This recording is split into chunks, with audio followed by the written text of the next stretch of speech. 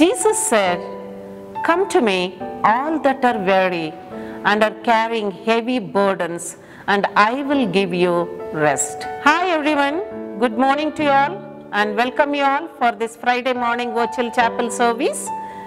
Shall we pray? Gracious God, in you we live and have our existence. Without you we are nothing, God. The people who turn towards you experience the joy of liberation. We come to you with trust and hope. You take control of the current pandemic, God. We pray that an effective medicine to combat this sickness be speedily found, Lord. We pray for the relevant government and health authorities that they take appropriate steps for the good of the people. We bring before you our offering of praise and worship. Speak to us through the message, God, and in the midst of this, keep us strong in faith, hope and love. Grant us the courage and perseverance in our service to people. May we encourage and comfort each other with compassion in the heart of your world. In Jesus' name we pray. Amen.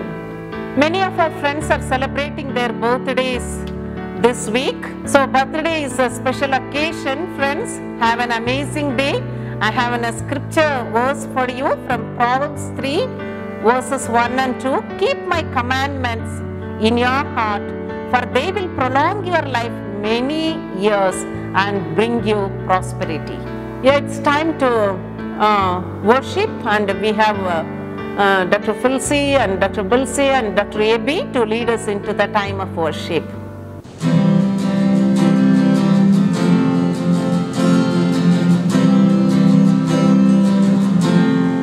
Blessed assurance, Jesus is mine.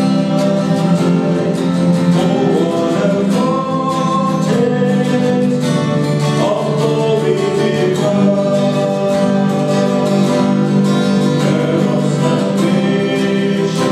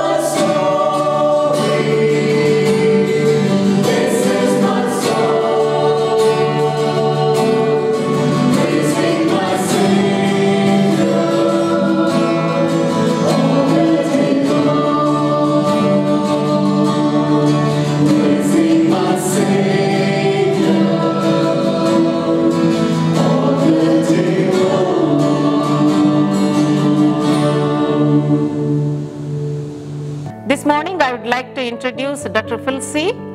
to give the message of God to the people of God. Dr. Phil C. is serving in dental department for several years. I invite Dr. Phil C. to give the message. When he noticed how the guests picked the places of honor at the table, he told them this parable. When someone invites you to a wedding feast, do not take the place of honor. For a person more distinguished than you may have been invited. If so, the host who invited both of you will come and say to you, give this person your seat. Then humiliated you will have to take the least important place. But when you are invited, take the lowest place, so that when your host comes, he will say to you, friend, move up to a better place. Then you will be honored in the presence of all the other guests. For all those who exalt themselves will be humbled, and those who humble themselves will be exalted. Good morning, friends. This passage was from the book of Luke, chapter 14, verses 7 to 14. Luke 14, verses 7 to 14. What do you think Jesus is trying to tell us through this parable? Now, to help you understand this passage a bit better, I'll put the context into the picture. Jesus is at Jerusalem. He's been invited for a dinner party. He's there, the Pharisees are there. They're all sitting around a table and having lunch or dinner, we do not know, but they're all having food. And Jesus notices that people are fighting or taking the places of honor.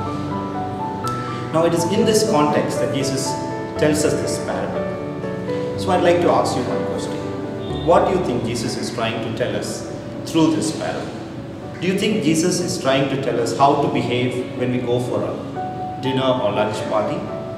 Do you think Jesus is trying to tell us what seating position to take? Is Jesus trying to tell us about dinner etiquettes? What do you think Jesus is trying to tell us? If you look closely at the passage, look at the last verse which I read, that's verse 11. For all those who exalt themselves will be humbled, and those who humble themselves will be exalted. What do you think our Lord Jesus is trying to tell us through this parable? I think the clue is in this last verse. Jesus is talking about a special attitude. Do you know what it is? Can you guess? Jesus is speaking about the attitude of humility. I'm sure most of you have got it. Now, to the next part. What do you think about this attitude of humility? Do we require this attitude? Do you think God values this attitude? Do you think we need to be humble? Is it a requirement in God's eyes? What do you say? Now, to help us find answers to these questions, first I'd like to take a God perspective on the attitude of humility. What do you think? Does God think about being humble or this attitude of humility? Let me take you to the Old Testament, the book of Daniel. I will not read the whole verse, but I'll just say briefly about what happened in the life of Daniel. In Daniel 10 verse 12, God tells him, Daniel, I've heard your prayers and I've answered you because you have humbled yourself. Okay. Here we see that Daniel had become humble, so God listened to him. God heard his prayers. To the Israelites, God tells in 2 Chronicles 7:14, if you will humble yourself, I will hear you from heaven and I will forgive your sins. Do you see that? To Daniel and to the Israelites, God is telling, if you will humble yourselves, I will listen to you, I will answer you. The psalmists speak about humility in so many places. One of the psalms quotes like this, you save the humble, but bring low those whose eyes are haughty. Actually, Jesus is quoting this psalm in this chapter of Luke. I think even the writer of Luke thought this was important. He quotes it again in Luke 18:14. The same verses is repeated. For everyone who exalts themselves will be humbled, but the one who humbles himself will be exalted. So God values humility. God looks for humility in each one of us. Are we humble? Do we see humility in ourselves?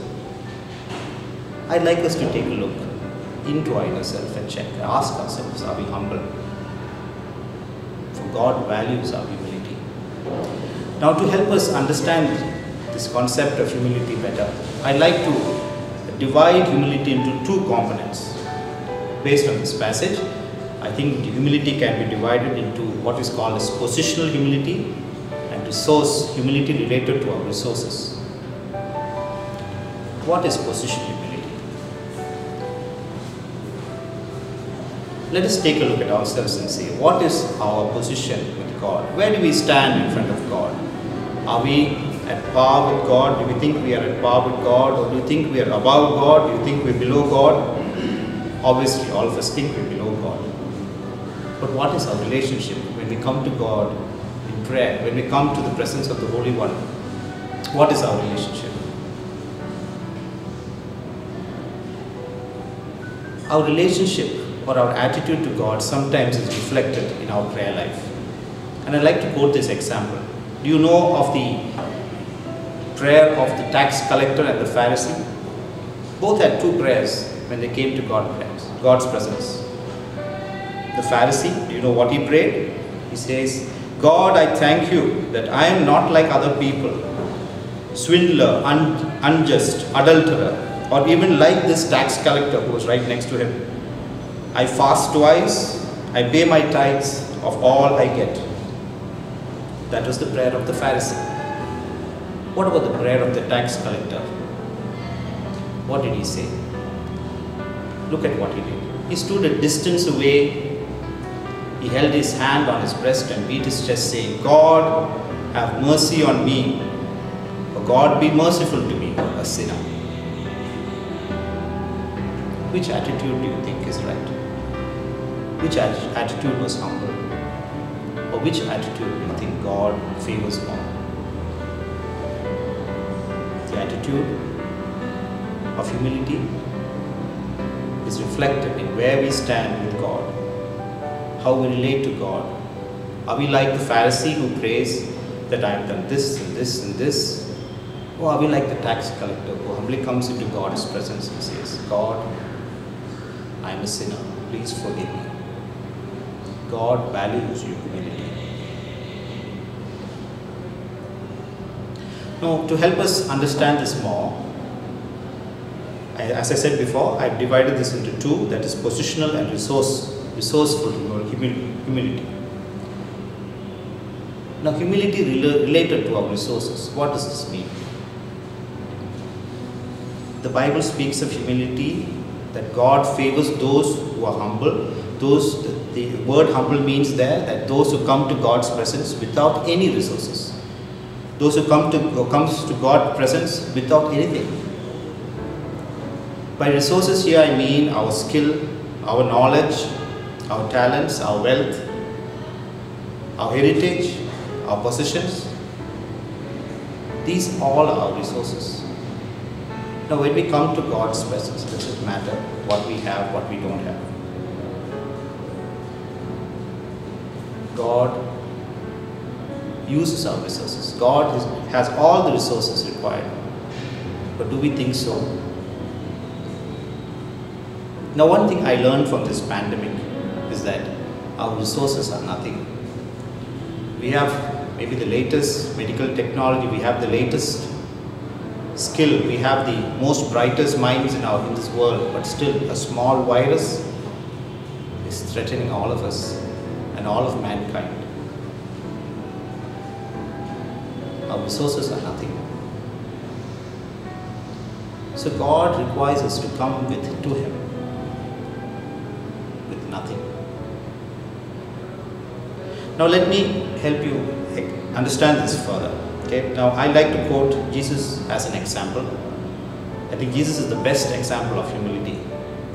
Do you know how many times Jesus in His messages said, "Not I, It's not me. Do you know? Shall I quote some for you? In John 5:19 he says, "The Son of Man can do nothing by himself." In another verse he says, "I do nothing of my own." In another verse he says, "These words are not my own." Jesus says nothing is his own. Everything is God's. I'd like to also help you understand this further by quoting from Philippians, where Paul says about Jesus. Shall I read that verse? Jesus, who being the very nature of God, did not consider equality with God something to be used to his own advantage. Rather, he made himself nothing by taking the very nature of a servant, being made in human likeness, and being found in appearance as a man, he humbled himself and became obedient to death, even death on a cross. Now think about this. Jesus, the creator of the universe, the very God, the King of the whole world, or the whole universe, the immortal one, what did he become? How did he humble himself? He became nothing. He became a servant. He gave up his life. Immortality became mortality. He gave up everything. He humbled himself. He became a zero. But the paradox is, becoming a zero, God made him a hero. Dear friends, I'd like us to examine ourselves. Think about this attitude of humility. God values humility. God values it when we come to Him humbly. God values it when we come to Him saying that we have nothing of God. I am helpless. This reflects our humility. And I encourage you to develop this attitude. I encourage you to persist and work towards this attitude. Now our attitude, our humble attitude to God is reflected in our attitude to others also. If we are humble towards God, we will be humble to each other. We will not boast in what we have. We will not boast in our knowledge. We will not boast in our position. We will not boast in our resources. We all value our position. I look for position. I look for recognition. I look for so many things. But in front of God, I am nothing. My resources are nothing. Our resources are nothing. My dear friends, let us work towards humility. Let us pray to God pray continually to God that we develop this attitude of humility in our lives, that God may favor us. God values you. And He bless you because you are humble. Good morning everyone. ಇಂದು ಬೆಳಿಗ್ಗೆ doctor ಫಿಲ್ಸಿರವರ ಸಂದೇಶದ ಸಾರಾಂಶ ಇದಾಗಿದ್ದು, ಅವರು ಲೂಕನ ಬರೆದ ಸುವಾರ್ತೆ 14ನೇ ಅಧ್ಯಾಯ 7ರಿಂದ 14 ವಚನಗಳ ಕುರಿತು ಸಂದೇಶವನ್ನು ನೀಡಿದರು. ನಾನು ಅದರ ಭಾಗವನ್ನು ಓದುತ್ತೇನೆ. ಊಟಕ್ಕೆ ಕರೆಸಿಕೊಂಡವರು ಪಂಕ್ತಿಯ ಮೊದಲನೆಯ ಸ್ಥಾನವನ್ನು ಆರಿಸಿಕೊಳ್ಳುವುದನ್ನು ನೋಡಿ ಯೇಸು ಒಂದು ಸಾಮ್ಯವನ್ನು ಹೇಳಿದನು. ಏನೆಂದರೆ, ಯಾವನಾದರೂ ನಿನ್ನನ್ನು ಮದುವೆಯ ಊಟಕ್ಕೆ ಕರೆದರೆ ಪಂಕ್ತಿಯೊಳಗೆ ಮೊದಲನೆಯ ಸ್ಥಾನದಲ್ಲಿ ಕೂತುಕೊಳ್ಳಬೇಡ. ಒಂದು ವೇಳೆ ನಿನಗಿಂತ ಮಾನವುಳ್ಳವನು ಅವನು ಕರೆದಿರಬಹುದು ಮತ್ತು ನಿನ್ನನ್ನು ಅವನು ಕರೆದವನು ಬಂದು ಇವನಿಗೆ ಸ್ಥಳ ಬಿಡು ಎಂದು ನಿನಗೆ ಹೇಳುವಾಗ ನೀನು ನಾಚಿಕೊಂಡು ಕಡೆಯ ಸ್ಥಾನದಲ್ಲಿ ಕೂತುಕೊಳ್ಳುವುದಕ್ಕೆ ಹೋಗುವೆ. ಆದರೆ ಯಾವನಾದರೂ ನಿನ್ನನ್ನು ಕರೆದಾಗ ನೀನು ಹೋಗಿ ಕಡೆಯ ಸ್ಥಾನದಲ್ಲಿ ಕೂತುಕೋ. ಹೀಗೆ ಮಾಡಿದರೆ ನಿನ್ನನ್ನು ಕರೆದವನು ಬಂದು ನಿನ್ನನ್ನು ನೋಡಿ, ಸ್ನೇಹಿತನೇ, ಇನ್ನೂ ಮೇಲಕ್ಕೆ ಬಾ ಅನ್ನುವನು. ಆಗ ನಿನ್ನ ಸಂಗಡ ಕೂತಿರುವವರೆಲ್ಲರ ಮುಂದೆ ನಿನಗೆ ಮಾನ ಬರುವುದು. ತನ್ನನ್ನು ಹೆಚ್ಚಿಸಿಕೊಳ್ಳುವ ಪ್ರತಿಯೊಬ್ಬನು ತಗ್ಗಿಸಲ್ಪಡುವನು, ತನ್ನನ್ನು ತಗ್ಗಿಸಿಕೊಳ್ಳುವವನು ಹೆಚ್ಚಿಸಲ್ಪಡುವನು ಅಂದನು. ದೇವರು ಈ ಸಾಮ್ಯದ ಮೂಲಕ ನಮಗೆ ಏನನ್ನು ತಿಳಿಸುತ್ತಿದ್ದಾನೆ ಪ್ರಿಯರೇ? ಇಲ್ಲಿ ಈ ಭಾಗವನ್ನು ಗಮನಿಸುವಾಗ 11ನೇ ವಚನದಲ್ಲಿ ತನ್ನನ್ನು ತಗ್ಗಿಸಿಕೊಳ್ಳುವ ಪ್ರತಿಯೊಬ್ಬನು, ತನ್ನನ್ನು ಹೆಚ್ಚಿಸಿಕೊಳ್ಳುವ ಪ್ರತಿಯೊಬ್ಬನು ತಗ್ಗಿಸಲ್ಪಡುವನು, ಹಾಗೆ ತನ್ನನ್ನು ತಗ್ಗಿಸಿಕೊಳ್ಳುವವನು ಹೆಚ್ಚಿಸಲ್ಪಡುವವನು ಎಂಬುದು ದೇವರು ದೀನತೆಯ ಕುರಿತು ತಿಳಿಸುತ್ತಾನೆ. ದಾನಿಯೇಲನು ತನ್ನನ್ನು ತಗ್ಗಿಸಿಕೊಂಡದರಿಂದ ದೇವರು ದಾನಿಯೇಲನ ಪ್ರಾರ್ಥನೆಯನ್ನ ಕೇಳಿದನು. ಇಸ್ರಾಯೇಲರಿಗೆ ದೇವರು ಹೇಳಿದನು, ನೀವು ನಿಮ್ಮನ್ನು ತಗ್ಗಿಸಿಕೊಂಡು ನನಗೆ ನೀವು ಮೊರೆ ಇಡುವಾಗ ನಾನು ನಿಮ್ಮನ್ನು ಗುಣಪಡಿಸುವೆನು, ನಾನು ನಿಮ್ಮ ಪ್ರಾರ್ಥನೆಯನ್ನು ಕೇಳುವೆನು ಎಂದು ಹೇಳಿದನು. ನಾವು ದೀನತೆಯಿಂದ ತುಂಬಿದವರಾಗಿದ್ದೇವೆಯಾ? ದೇವರ ಮುಂದೆ ನಾವು ಎಲ್ಲಿ ನಿಲ್ಲುತ್ತೇವೆ? ಪರಿಶುದ್ಧ ದೇವರ ಮುಂದೆ ನನ್ನ ಸ್ಥಾನ ಯಾವುದು? ಫರಿಸಾಯನು ಹೀಗೆ ಪ್ರಾರ್ಥನೆ ಮಾಡಿದನು, ನಾನು ಸುಂಕದವನ ಹಾಗೆ ಅಲ್ಲ, ನಾನು ಅವನಿಗಿಂತ ಉತ್ತಮನು ಎಂದು ಪ್ರಾರ್ಥಿಸಿದನು. ಆದರೆ ಸುಂಕದವನು ಎದೆ ಬಡಿಕೊಳ್ಳುತ್ತಾ, ಸ್ವಾಮಿ, ನಾನು ಪಾಪಿ, ನನ್ನನ್ನು ಕರುಣಿಸು, ನನ್ನನ್ನು ಕ್ಷಮಿಸು ಎಂದು ದೀನತೆಯಿಂದ ಪ್ರಾರ್ಥಿಸಿದನು. ಇದರಲ್ಲಿ ನಾವು ಯಾರಾಗಿದ್ದೇವೆ? ನಮ್ಮ ಮನೋಭಾವ ಯಾವ ರೀತಿಯದ್ದಾಗಿದೆ? ನಮ್ಮ ದೀನತೆ ಯಾವುದಾಗಿದೆ? ನಮ್ಮಲ್ಲಿರುವ ಆಧುನಿಕ ಸಂಪನ್ಮೂಲಗಳು ಎಲ್ಲವೂ ದೇವರಿಂದ ಹೊಂದಿಕೊಂಡಿರುವಂಥದ್ದೇ ಆಗಿದೆ. ಯೇಸು ಕ್ರಿಸ್ತನೇ ನಮ್ಮ ದೀನತೆಗೆ ಮಾದರಿ. ಕ್ರಿಸ್ತನು ತನ್ನನ್ನು ತಗ್ಗಿಸಿಕೊಂಡು ದೀನತೆಯಿಂದ ಬಂದನು, ತನ್ನನ್ನು ತ್ಯಾಗ ಮಾಡಿದನು, ತನ್ನನ್ನು ತ್ಯಜಿಸಿದನು. ಪ್ರಿಯರೇ, ಆತನ ಬಳಿಗೆ ದೀನತೆಯಿಂದ ಬರುವಾಗ ನಮ್ಮನ್ನು ಸ್ವೀಕರಿಸುತ್ತಾನೆ. ನಾವು ದೇವರ ಮುಂದೆ ತಗ್ಗಿಸಿಕೊಂಡಾಗ ನಾವು ಜನರ ಮುಂದೆ ಸಹ ತಗ್ಗಿಸಲ್ಪಡುತ್ತೇವೆ. ದೇವರು ನಿಮ್ಮನ್ನು ಆಶೀರ್ವದಿಸಲಿ. We want to thank Dr. Filsey for sharing God's word with us. In the light of what we heard, let's look to God in prayer. Let's pray. Dear Lord, we want to thank you that your word comes alive. We thank you that your Spirit is there to help us to understand your word. Lord, we pray that help us to be sensitive to recognize your word and the power of your word in our lives and lead the life drawing strength and hope from you. We commit all of us and rest of the week into your loving hands. In Jesus' most precious name we pray. Amen. Now may the grace of our Lord Jesus Christ, love of the Father, sweet abiding presence of the Holy Spirit rest and abide with us now and forevermore. Amen. God bless you. Have a great week ahead.